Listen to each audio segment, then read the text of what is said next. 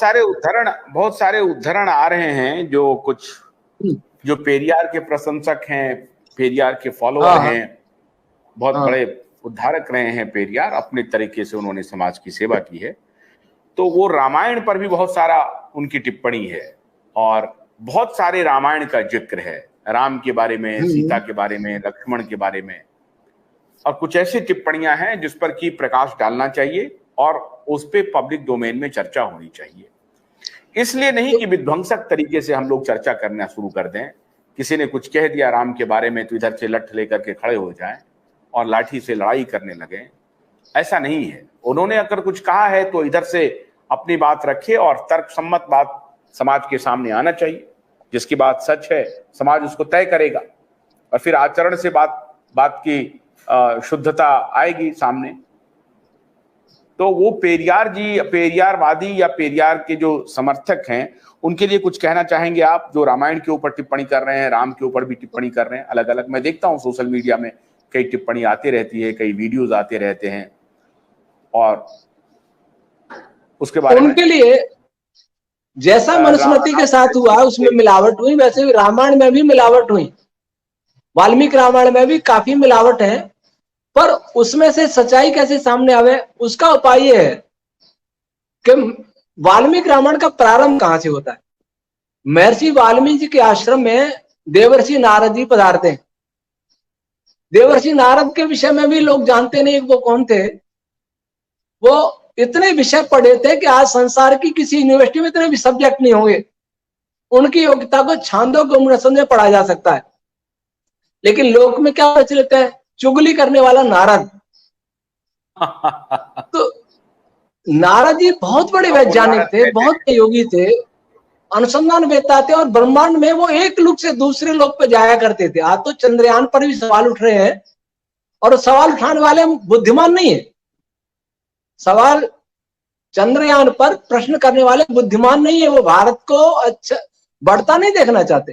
पर नारद जी तो एक लोक से दूसरे लोक की यात्रा भी करते थे, बहुत बड़े वैज्ञानिक थे। तो वो जब वाल्मीकि ऋषि के आश्रम में आते हैं तो वाल्मीकि जी ने पूछा था कि इस समय इस धरती पर इन इन गुणों से युक्त कौन पुरुष है। तब देवर्षि नारद संक्षेप में सारा बताते हैं कि श्री राम है, इक्ष्वाकु वंश प्रभो रामो नाम जनि श्रुता। तो उसमें बहुत सारे गुण बताते हैं, पूरा जन्म से लेकर के उनका और राज्याभिषेक तक। उसके बाद ब्रह्मा जी आ जाते हैं। ब्रह्मा जी कहते हैं कि तुम रामचरित लिखो। तो नारद जी ने जो संक्षेप में बताया था उसी को आगे बढ़ाते हैं महर्षि वाल्मीकि जी।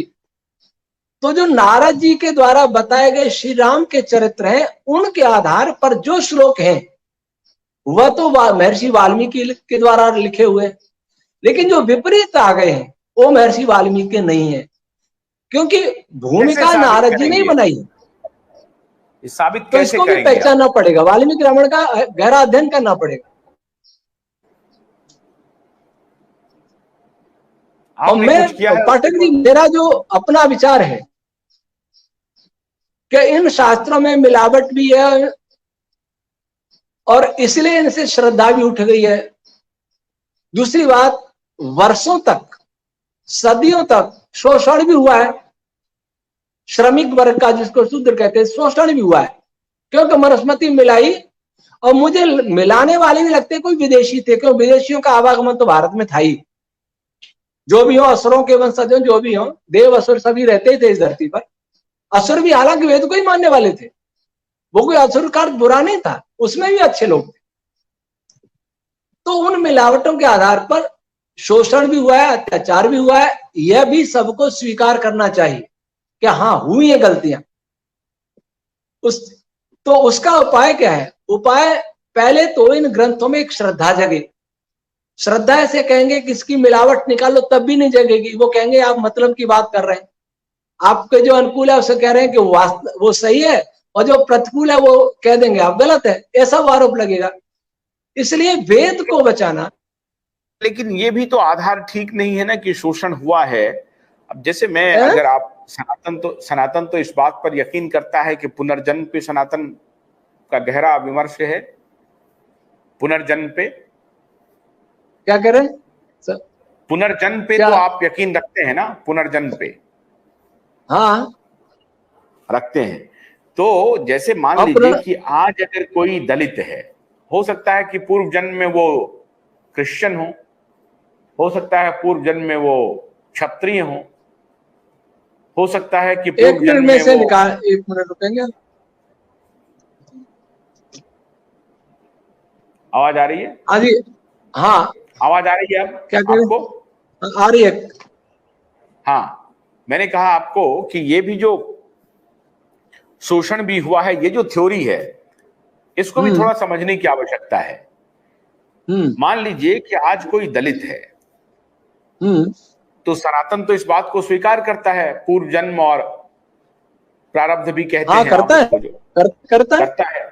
तो आज जो दलित है, हो सकता है कि पूर्व जन्म में क्रिश्चियन हो, पूर्व जन्म में क्षत्रिय हो, वैश्य हो, ब्राह्मण हो, और आज जो ब्राह्मण है हो सकता है कि पूर्व जन्म में मुसलमान, इस्लामिस्ट हो, इस्लाम धर्मावलंबी हो, या क्रिश्चियन क्रिश्चियनिटी के कोई भी हो सकते हैं।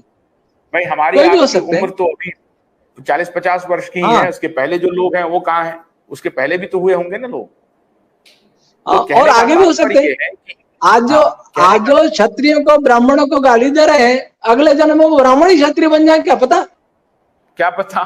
तो मैं वही कह रहा हूं कि ये जो भाव है, इस भाव को इस तरह से विवेचना करना कि शोषण भी हुआ है, शोषण भी उस कालखंड में शोषण हुआ होगा, आज वो फिर वो नहीं है, वही शोषित जो आज नहीं है, हो सकता है आज तो उल्टा शोषण भी हो रहा है। जो उल्टा भी तो राजनीतिक भेदभाव है, सामाजिक मिट रहा है, लेकिन राजनीतिक भेदभाव हो रहा है, इसकी कोई चर्चा नहीं कर रहा। आरक्षण है वो राजनीतिक भेदभाव है, सभी मिटना चाहिए, मनुष्य रहे।